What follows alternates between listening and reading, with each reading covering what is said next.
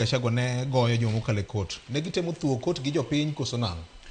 Victor paro ni okinde mag deputy president temo tiyo gi kot mondo chor thuolo ma jalup ker nigo e ofis. Okay. Delaying tactics. Nikech ineno ka po kata kochak kes, nikech kes mane entie ni kes monego bed ni giwinjo en ni Kindiki dhi chamo muma koso oyo.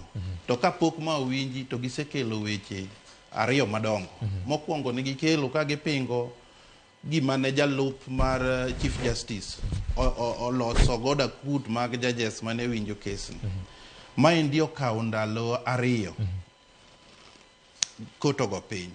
Kapok koto moni chak zibet chak gikelo wach mar ni judges gi nitiere kaka gin gi tudruok gi jomoko mane i kesni. Kendo gidwaro ni judges adek gi mondo kik bed e bench ka winjo kesni. Mano bendo okawo ndalo ariyo koto go oko. Koro gin gi chala joma dwani ochor kaka nyalore thuolo ma jalup ker bedo god ofis. Nikech oma ni owe thuolo matin mar ni ogol wach mar mane ing'eni gima chak kanyo endo chak bende king'iyego maber to nyiso ni gionge kes. Tich ang'wen mano wik makocha kane Senate otieko tije. Ne giringe kot ka giwacho ni gini gidware mondo kete agent, okete under certificate of agency.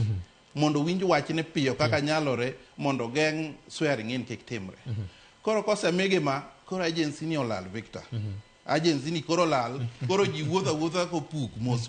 Ji wuotha mos. Makata agency mane giringo go tich ang'wen ni onge. To aparo ni kiwinjo kata kaka judges wuoyo apano osefwenyo gi.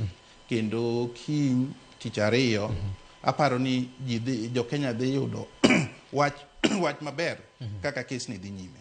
Taparo ni gina joma by time, gina joma temo mondo giti gi otogoro mora mantie doho mondo jatendgi obedi ofis mang'eny kaka nyalore, kaka ginyalo.